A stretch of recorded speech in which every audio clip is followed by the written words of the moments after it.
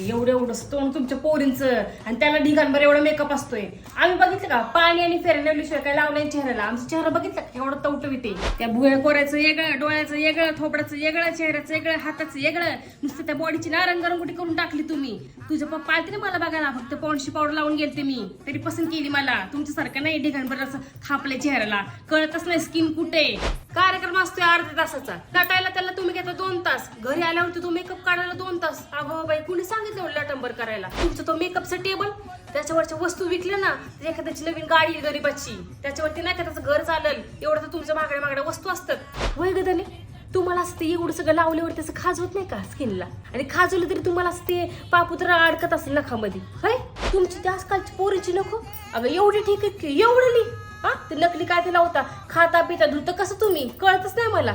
उद्या तुला पोरग झालं तर त्याची गाण धुवायला एखादं प्रोडक्ट काढतील मेकअप वाले, काय सांगता येते.